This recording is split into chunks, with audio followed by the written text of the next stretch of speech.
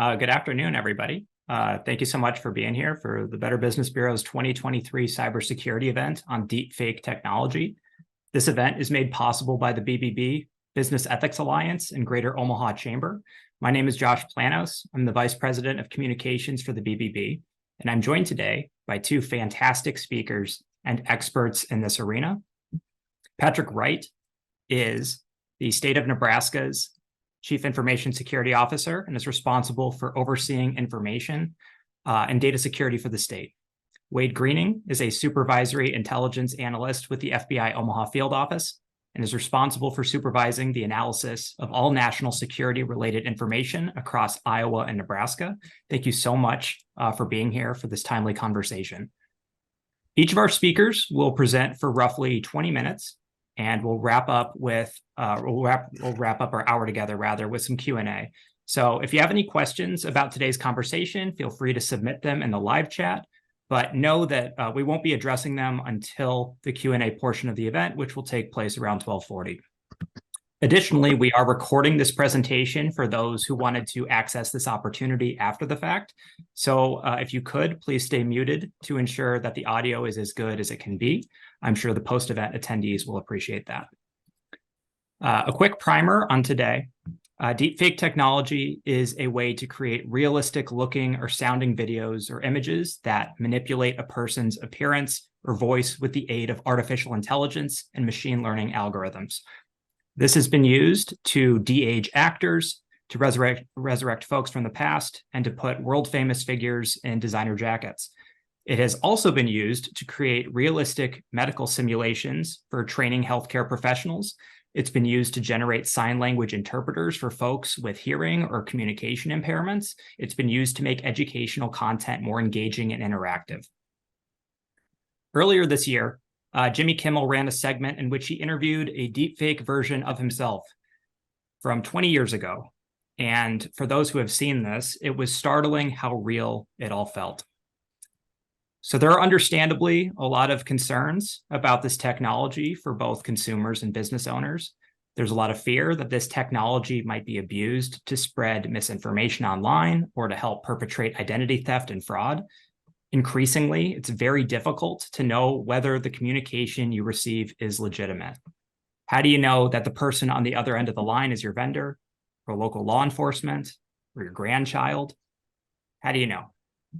Well, I think our speakers today might have some ideas. So with that, thank you all again for being here, and I will turn the presentation over to our first speaker, Wade Greening.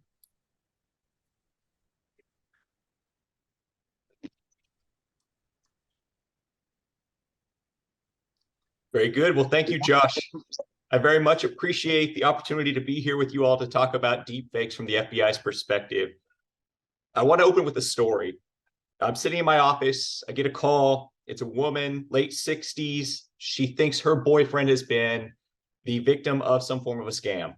Her boyfriend's business recently had a fire, and so he's waiting on the insurance payout in order to reopen. But in the meantime, he can't make ends meet. So she has been sending him money, wires, straight cash, so that he can persist in his life.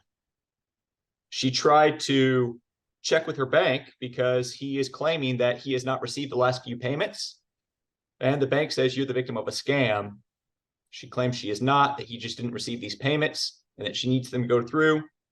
And the bank closes her accounts. When asked, the woman claims that she sent $60,000 to the boyfriend via that wire and cash scheme. And when prodded, she actually admits, hey, I've actually never met him in person, but I do have a picture of him, and sends a picture along. Sitting there in my office, I do a quick reverse image search, and lo and behold, what comes up? The image that she had of her supposed boyfriend is a stock image taken from online. See, this is a story that's an amalgamation of facts that I receive on a regular basis. This is not one specific story, but multiple facts from multiple different incidents. I receive this sort of call all the time. The story is always the same. It's a scam. The victim is always out of their retirement or a portion of their retirement. Without fail, the victim always claims they're in love, they fell in love, and they refuse to believe me, who they call the FBI. They refuse to believe that they're a victim. It's a common story. And one of my fears is that in the emerging deepfake movement, in the emerging deepfake environment, it's one thing to love someone when you have words that you engage with back and forth across the screen. It's an entire different emotional attachment when you can engage with somebody face to face over video or audio chats and be able to think that you're talking with a real person when in actuality, you're engaging with synthetic media. So today we're going to move through a few points. What I want you to take away is that deepfake technology is already, as Josh showed, being used by threat actors, and we cannot wait longer on our end to start working together as public and private to be able to detect and resist these threats within the industry. Whenever I'm preparing to talk with an audience, I like to reflect on not only what I'm going to tell you, but also what I would have told you 5, 10 years ago. And so as I was preparing for today, I made the same reflection. And so in the case of today, I thought back a number of years ago when my wife and I were preparing to move to Washington, D.C. for the first time with the FBI. And as we prepared to move there, we wanted to have some creative way to announce it to our friends that we were moving out to Washington, D.C. And so we decided, if you've seen the old movie, Mr. Smith Goes to Washington, we thought, what better way than to add into it Mr. and Mrs. Greening Go to Washington. And so this was years ago, well before the emergence of deepfake technology. And yet what I was really doing is using the old paint program on our laptops to be able to create synthetic media.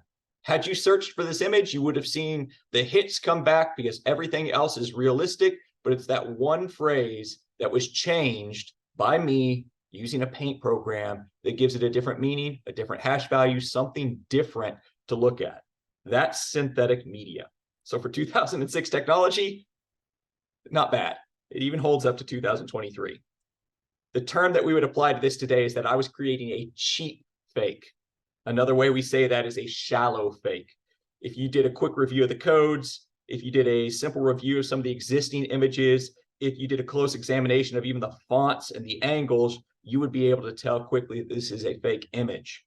But it's a great illustration for what a deepfake truly is. When we in the FBI are talking about deepfakes, we are talking about artificial intelligence generated full or partial synthetic media that is believable and highly realistic.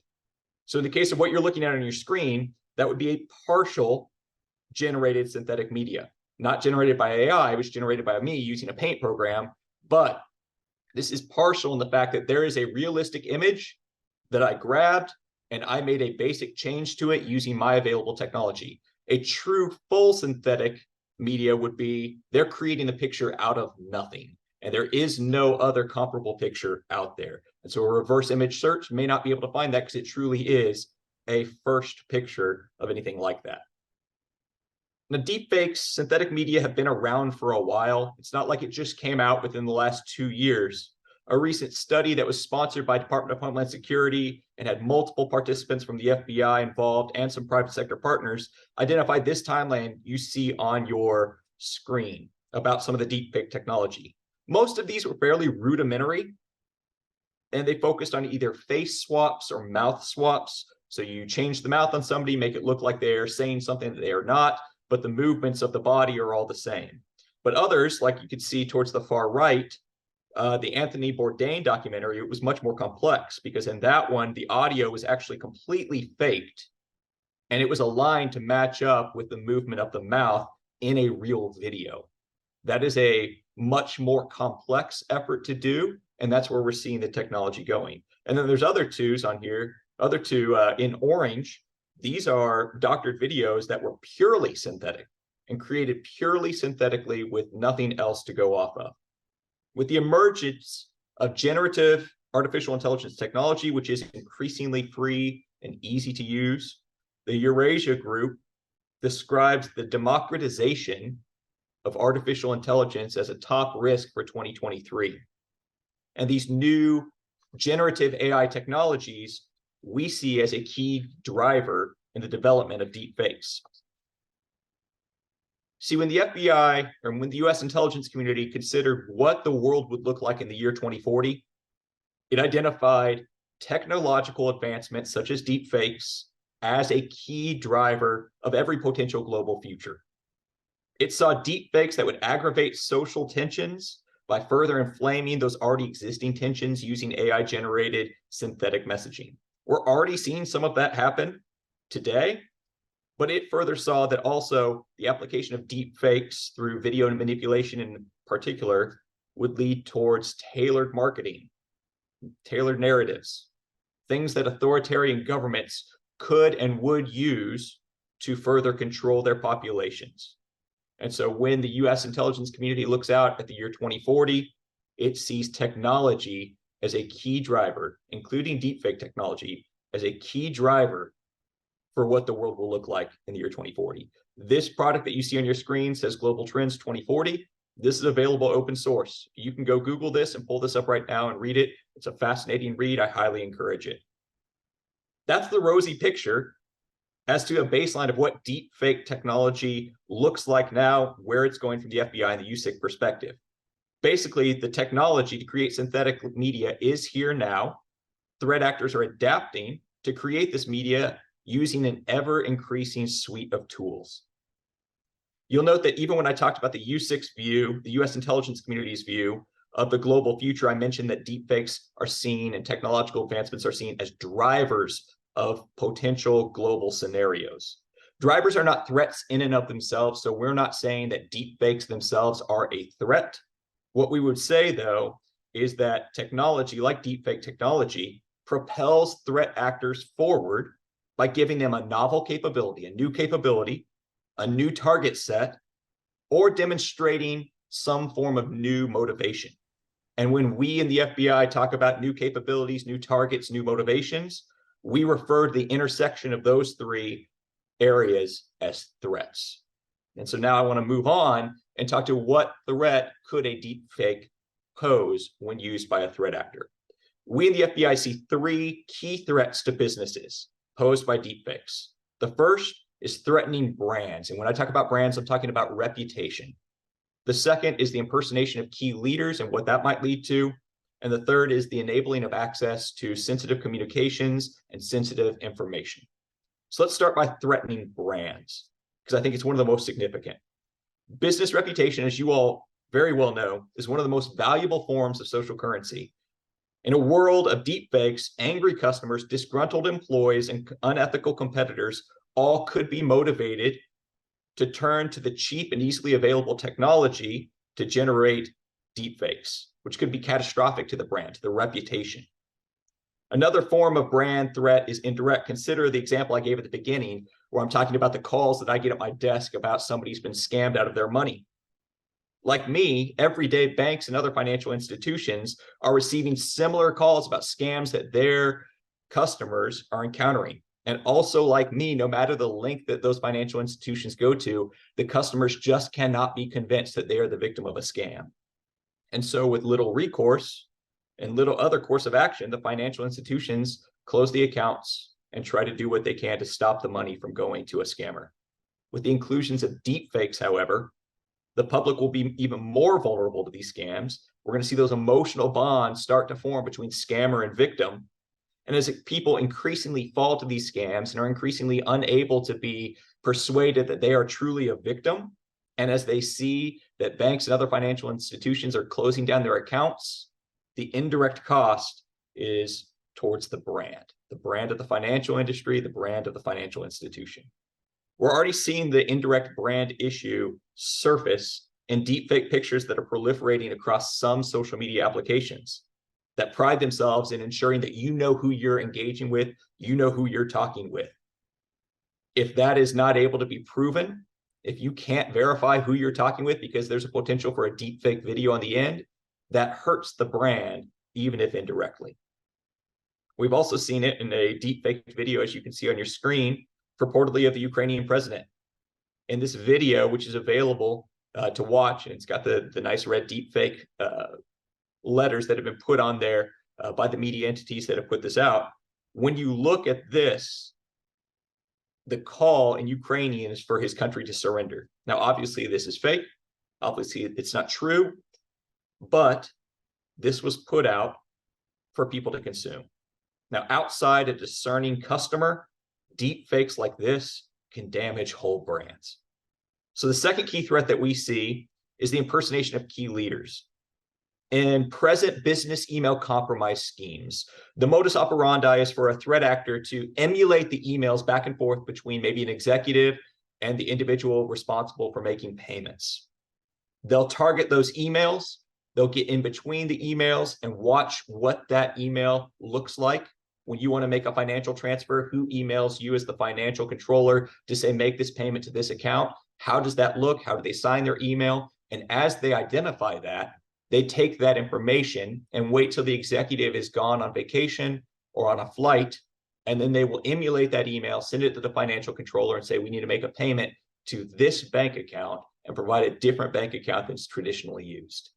When we add in a layer of deepfake technology, that becomes even more complex, because deepfake technology can oftentimes, I would tell somebody who is a potential victim for business email compromises, I would say, you always call and verify over the phone with the executive, do you want to make this transaction? In a world of deepfakes, where audio can be deepfaked, you make that call and it may sound like you're talking to the executive, but very short sequences of verbal communication. Using that, a threat actor can take that and develop a deepfake audio. So you might be calling to verify, like you should I make this transfer? And you have no other idea that on the other end, it's a deepfake audio that's saying, yes, you should make this transfer. And so it adds another layer of complexity to stopping business email compromises. With deepfakes, we'll see synthetic audio, synthetic video that emulate actual executives to request those financial transfers. In 2019, we saw deepfake audio was used to steal $243,000 from a United Kingdom-based company. In 2021, there was a Hong Kong bank manager that was reportedly scammed by deep voice technology or synthetic audio to allegedly authorize $35 million in transfers. Again, I would usually caution people, and I still caution people, when you're making financial transactions, always call over the phone to make sure that this is an authorized transfer. But with deepfake audio technology, that may not be as foolproof. And so you may have to go a step further to verify through multiple means. We expect in the FBI that deepfakes will exacerbate already skyrocketing business email compromise threats. When we look for business email compromises outside the deepfake realm, when we look at business email compromises in Nebraska, from 2021 to 2022, there was a 45% increase in the financial loss for Nebraska alone from cyber threats, including business email compromises. We expect that to continue. And it's not just a financial issue that executive impersonations bring about. Imagine a deepfake audio or deepfake video that was published online to discuss, say, earnings reports with the intention of either crashing a stock or inflating a stock and trying to generate profit that way. Those are definitely things the FBI wants to know about, things that we can engage with, things we can investigate. But those are issues that we are at the forefront of our mind. Or imagine a threat actor that's using synthetic media to contact maybe a line level employee and encouraging them to ship a new order, develop a new production process, add a new specification or new product formulation. Certain calls could lead to permanent or costly damage to equipment and put whole supply chains at risk. Or even deepfake videos of government officials offering malicious advice. Frankly, we've seen the damage that rumors and misinformation can have as it spreads out in the online environment. Now imagine that if those rumors and misinformation were backed up by synthetic videos of supposed government officials verifying that rumor and misinformation. Consequences towards trust in law enforcement, consequences towards trust in government, and consequences towards trust in businesses could be catastrophic, as we find ourselves having to work to prove that something is false, which, if you know anything about the FBI, we struggle to prove something's false. We always try to prove that something is true. That's the burden that we have in court. Deepfakes, the final potential threat we see is from accessing communications networks and sensitive information. Through synthetic media, a motivated threat actor could gain access to personnel, operations, and information, including possibly personally identifiable information, social security numbers, and things like that. This could be as an insider. In fact, one of the threats that we see from this is threat actors that use deep fake technology during job interviews. In other words, you sit in a room just like we're doing right now, and you're interviewing a prospective employee, and you're doing it via webcam. And on the other end is a synthetic image engaging with you in real time and providing the answers that you need in real time. You end up hiring that individual who ends up being a synthetic identity, and that becomes an insider threat for you. We saw that happen in 2022 when threat actors used synthetic audio and video in online job interviews. So it could be through job interviews, but it also could be through telework. Imagine if you're sitting at home and you're working in your job and you're teleworking, and an IT individual from your company calls you, spoofs the number from your supposed company, and says, hey, I need you to click on a link that I'm sending you right now. If it's a deep fake audio and it's using the voice of your IT personnel, you would probably click on that link and you don't know what's on the other end. It's perhaps malware or something to that effect. Deepfakes will improve social engineering capabilities. We have to anticipate phishing schemes at the very lowest level will become more realistic. We expect that to happen very soon. It's no longer going to be the day where you can read it and laugh about it because there's missing punctuation, the words are slightly off. These are going to be highly realistic phishing emails. And we expect things like help center frauds to become more efficacious. Insider threats, human error, further enabled by deepfake technology, may not revolutionize malware as much as generative artificial intelligence will, but it will likely optimize how they get malware onto a system. So in the face of many threats, what do? The FBI's focus, as it has always been, is on preventing crime and protecting national security within the framework of the Constitution. So right now, our focus for the FBI is across a number of domains. You can see some of these laid out here. Our focuses are on the threat actors versus the technology itself. So the technology itself, deepfake technology, it's not a threat. You heard Josh mention at the beginning a couple of the maybe novel good uses that deepfake technology could be used for.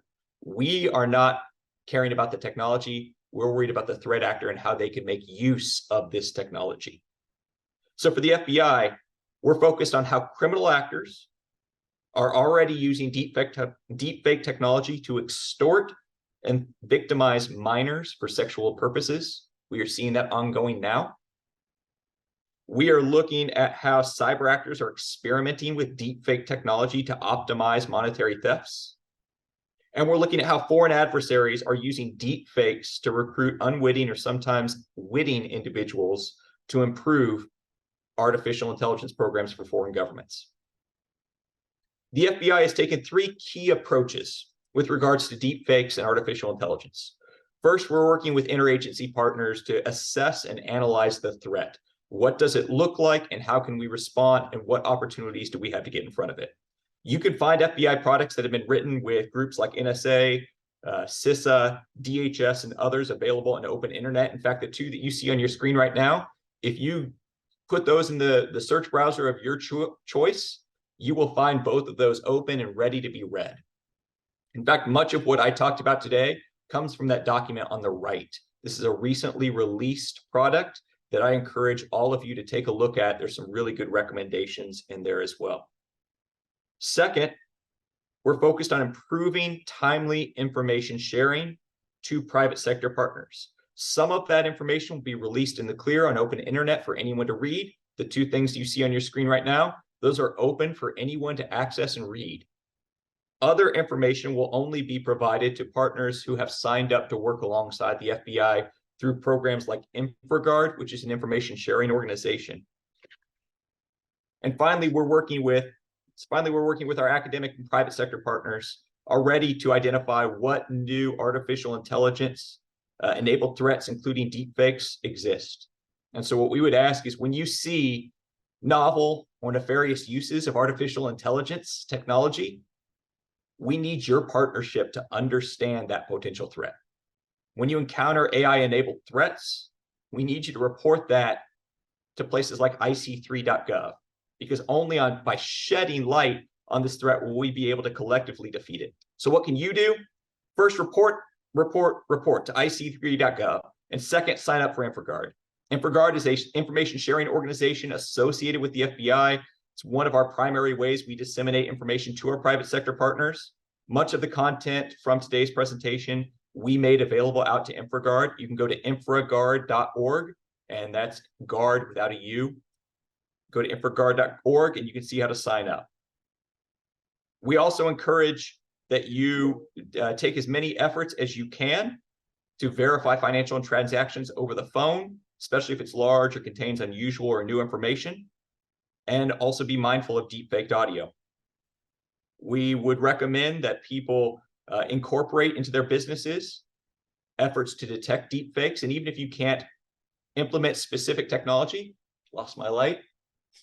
Even if you can't implement the specific technology, at least start developing a culture, a company culture for media discernment.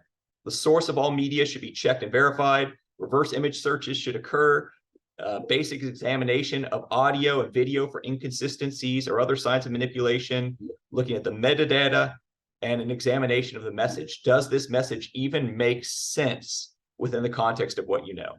When you're evaluating media, always make sure to keep a copy of that, because if you do find a malicious use, we are going to want to know about it and see that original file. So together, we can resist deepfakes. But it's only going to happen if we commit now to sharing information freely amongst each other, public and private sector, about how we are each being targeted by deepfakes. I need to know what you're seeing and how you're seeing those threats manifest to your businesses. And so to quote our cyber assistant director, he says, the FBI is not your grandparents' FBI. We want to partner with you in the way that is most helpful to you. And so I would encourage, call us anytime you need anything. With that, I'll hand it back to you, Josh. Thanks so much, Wade. And yet, absolutely, please report. There's no way we can protect folks from what is happening if we do not know that it is actually happening. So please bring that information forward if you see something. And thank you again, Wade. I'll turn things over to Patrick Wright, who, as a reminder, is the State of Nebraska's Chief Information Security Officer and is responsible for overseeing information and data security for the state. Thank you, Josh. It's a pleasure to be here today. Share my screen here.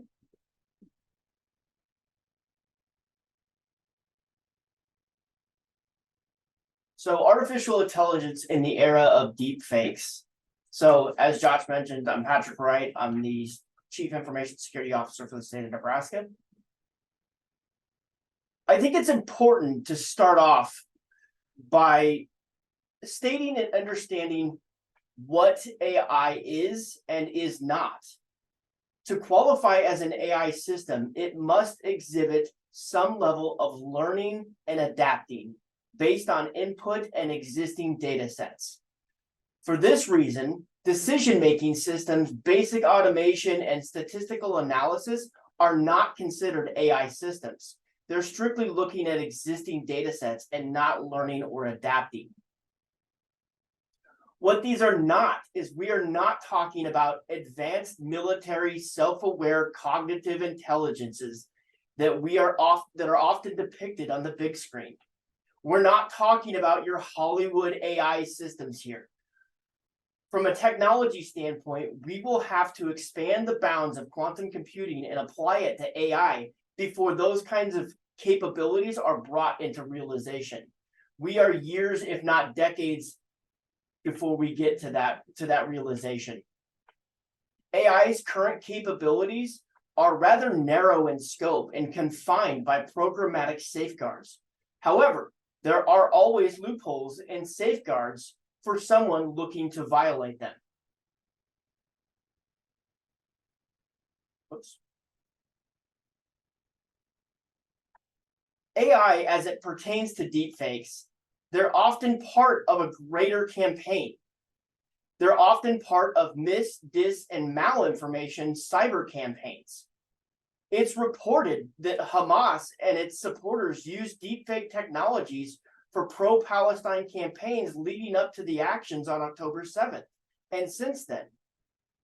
In today's world of deepfakes and misinformation campaigns are often a singular element of greater cyber operations and often accompany kinetic operations. Now, I'm going to steal Wade's image here. I had no idea we were going to use the same one, but obviously everybody recognizes President Zelensky from Ukraine. There are deepfakes surrounding resources in the conflict going on in Israel. There are deepfakes around support on either side. We saw similar campaigns shortly in the initiation of the Russia war Ukraine, and President Zelensky basically asking Ukrainians to lay down their arms and surrender. Now, obviously, these are fake videos and fake images. But how do we detect deepfakes? Deepfakes, like any other digital file, leave digital trail. It's these digital breadcrumbs that are found through forensic analysis to determine if something is truly genuine. Without digital forensic capabilities, a person can look for face, body inconsistencies. Wade had mentioned, face, mouth swapping in videos and AI audio. But within photos and videos, audio inconsistencies are also very important because you can look at the context of what the person is saying, and based on the situation, does the audio make sense? Does what they're saying make sense in the context of the speech or presentation that they're giving? In body audio and video inconsistencies, of course, with advancements in computing power and AI capabilities, it's making these aspects much, much more difficult to detect.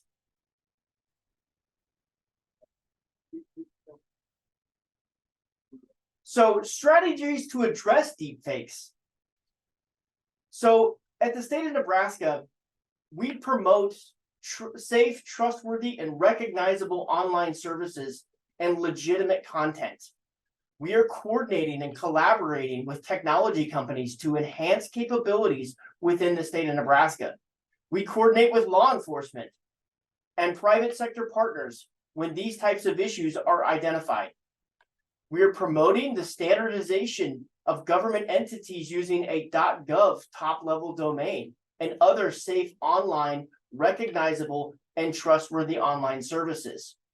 With the proliferation of deepfakes and the ubiquity of the technology for generating deepfakes, it's important that we continue to promote legitimate data and legitimate information as well to help combat those mis, dis, and malinformation campaigns, to make sure that we are disseminating legitimate information and people know where to go to receive that legitimate information. Of course, from a legislative and a regulatory policy perspective, the state of Nebraska is looking at these policy topics as well. The state of Nebraska's Office of the Chief Information Officer, where I work, has put out official guidance and guidelines for state agencies in the utilization of AI. But it also brings us back to the foundational principle that not everything on the internet is true, and not everyone has your best interests in mind. It's a founding fundamental principle that people need to understand that, hey, not everything you see on the internet is going to be true. And it's important to know where to go find that legitimate information. It's about increasing awareness that these things are out there. There are technology capabilities out there to ensure that content is legitimate, such as watermarking, digital signatures, blockchain, but also things like the Content Authenticity Initiative, or the CAI, which is attempting to establish standards for digital content attribution in the International Press Telecommunications Council. Pardon me, the International Press Telecommunications Council also has standards for metadata in mass media. It's in 2022, the European Parliament passed the Digital Markets Act to address illegal content, including deepfakes.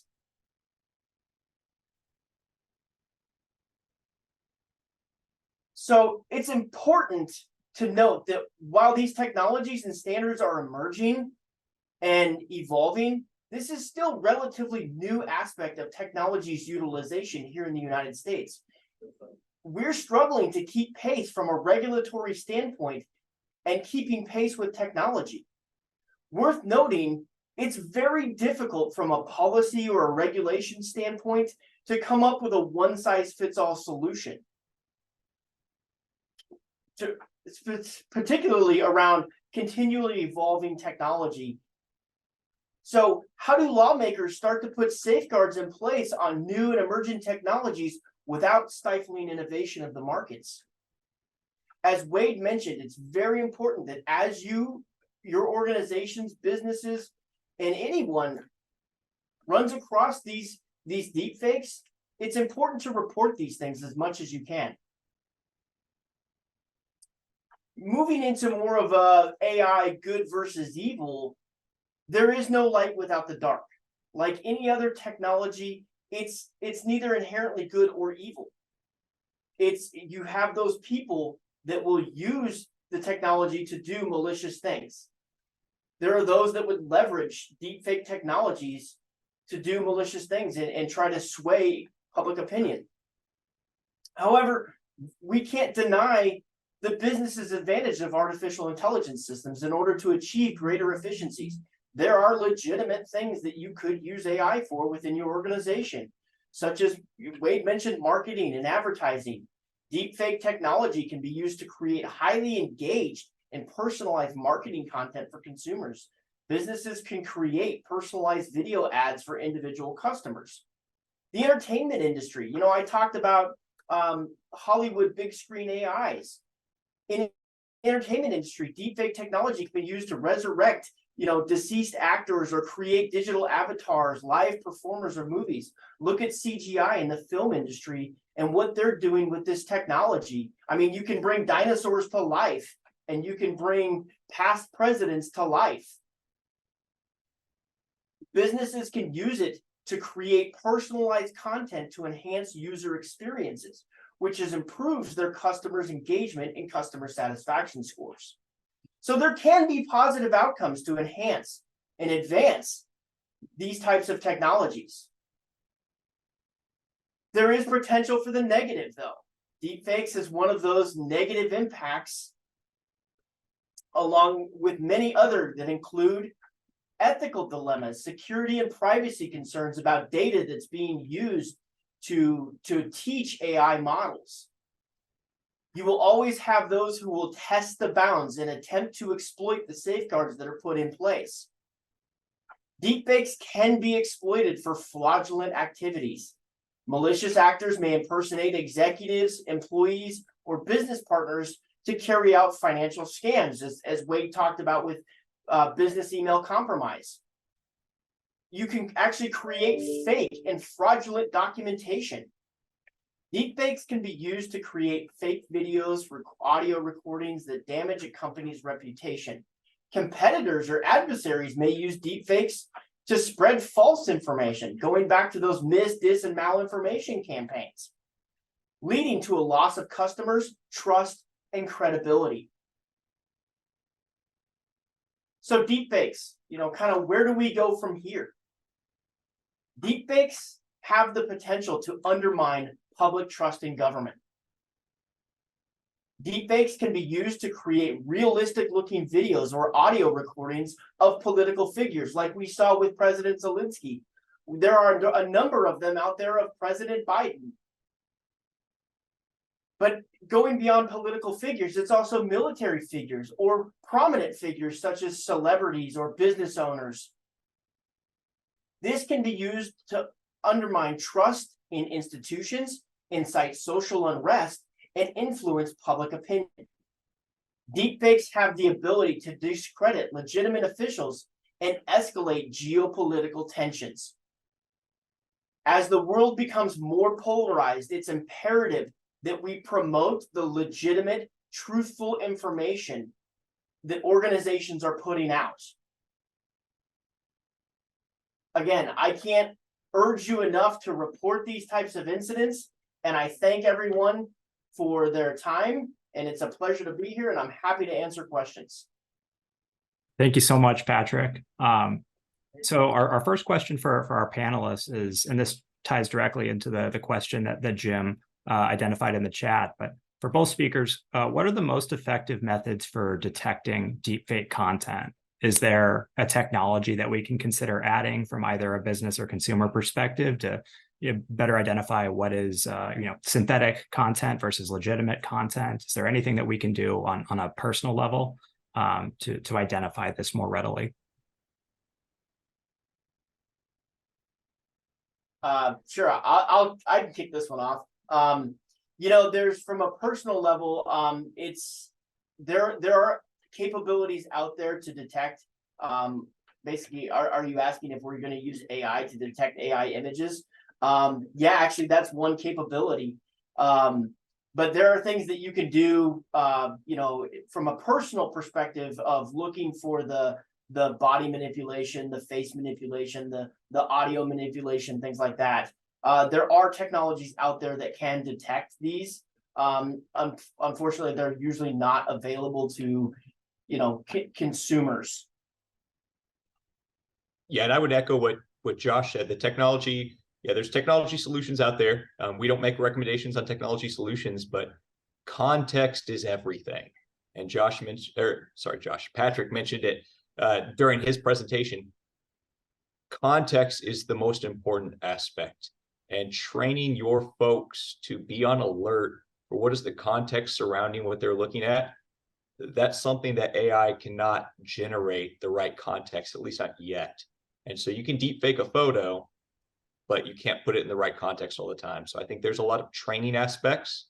And in one of those documents, the one that I showed up there that was from the FBI, NSA, and DHS, that document actually talks about some specific training courses that are available that can be taken in order to train how to detect deepfake technology.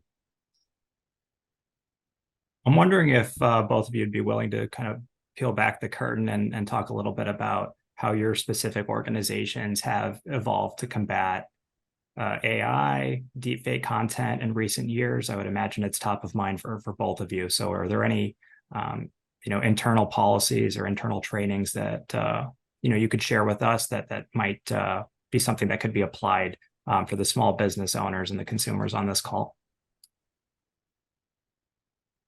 Yep. For our terms in the FBI, the threat actors are still the same threat actors.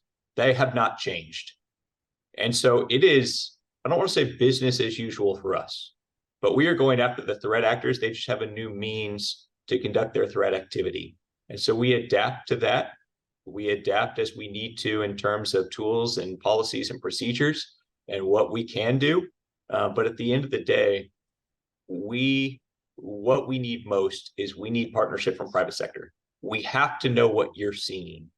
If I sit down and try to look at a threat actor and determine what they are going to do next, and I don't know that they have already targeted 3, 4, 5 different businesses out there using deepfake audio technology, that's going to really hamper my understanding and my ability to investigate them fully.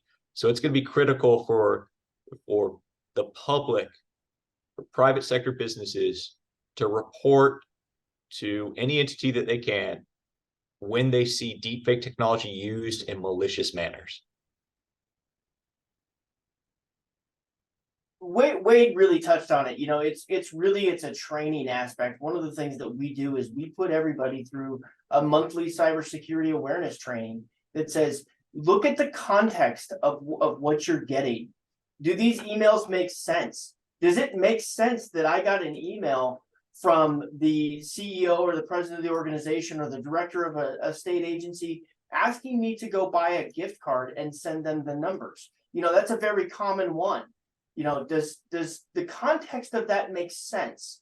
So putting people through those regular cybersecurity awareness training and providing them the tools to be able to identify these types of things, to say, the context of this is not right, or while the name on the email is right, or the name in the audio is right, the audio sounds close. Is this something that this person would normally ask of me? Giving them and equipping them with the tools to be able to identify these things is really important. The positive applications of deepfake technology seem to garner a lot less attention than, say, the clip of the grandparent taking a phone call from, the grandchild, and it sounds just like them, or, somebody falling for an investment scam because somebody has put a celebrity's face and, to it. Could you, I know you both spoke to this a little bit in your presentations, but those positive applications of deepfake technology and cybersecurity, what are some of those that might be, useful for our attendees to be aware of? Yeah, there's absolutely a number of, and not necessarily deepfake technologies, but AI in general, that where you can have positive impact on your business operations by including AI. But you're right in the fact that those don't garner nearly the attention that the negative ones do. But using the technologies to create a more positive consumer experience is excellent, and being able to create greater efficiencies within an organization, create greater consumer experience, and customized marketing content, it would be a fabulous opportunity for our organizations to start to pursue and look into. Looking ahead, artificial intelligence, it seems like the world is our oyster, depending on how we, apply those resources. For AI to be harnessed to improve cybersecurity seems like, a realistic outcome. Can you speak at all to how the ways in which, AI has been already used, or in the ways in the future that it might be used to combat the scam and fraud epidemic that unfortunately we're all experiencing? Sure. Like I mentioned, there are both good and bad sides of the technology.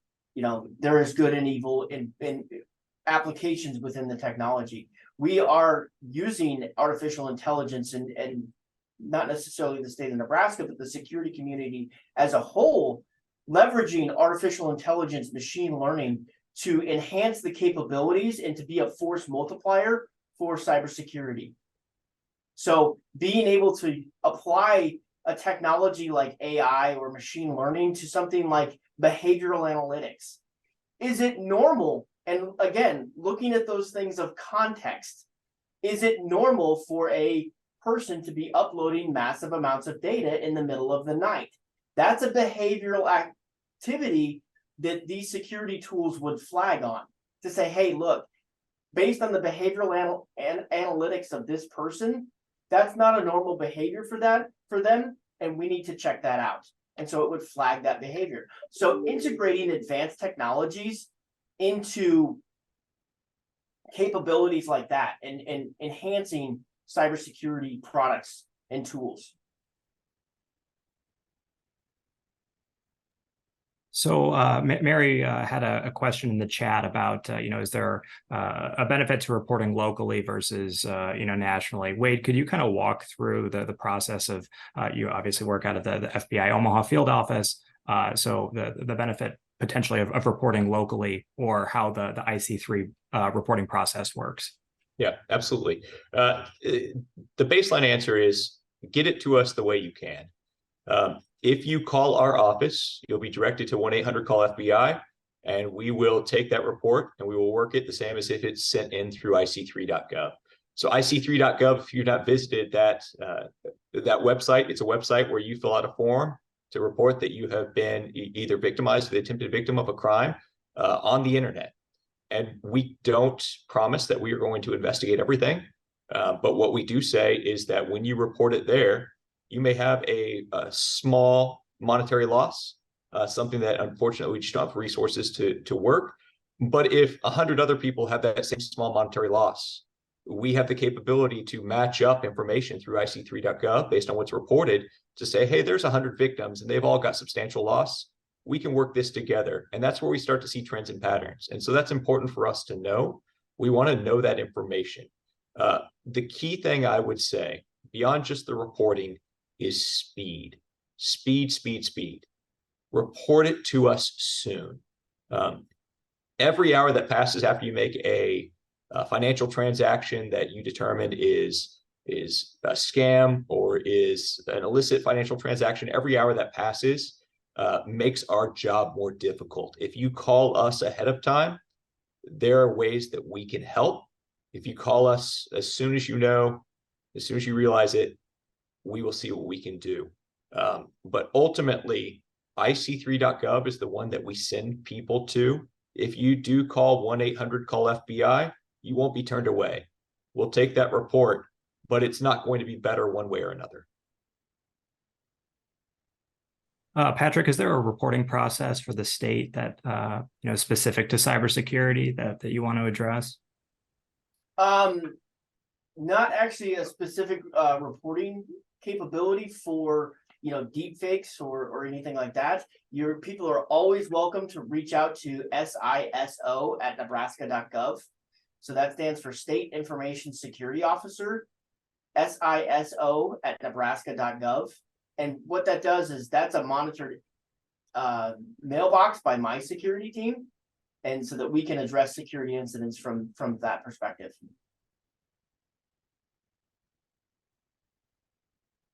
Okay, well, those are the questions that we have. And as we wrap up, I did want to quickly point out that the bureau that I work for, which we call BBB Midwest Plains, we serve Kansas, Nebraska, South Dakota, Southwest Iowa, and Western Missouri.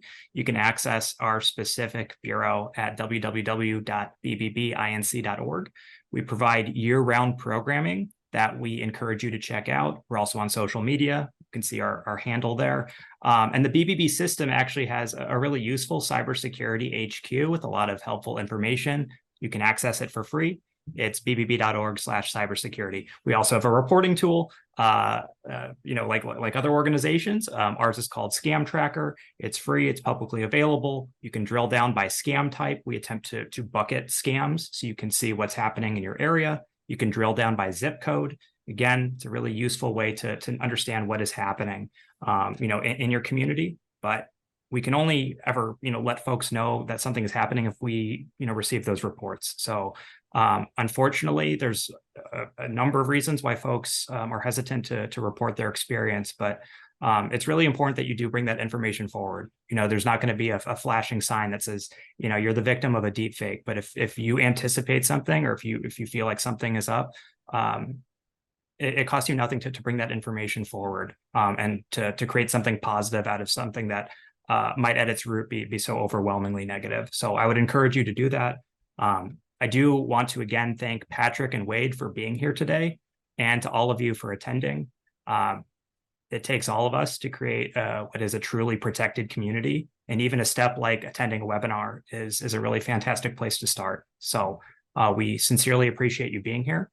We look forward to connecting you at our next event, and please take care out there.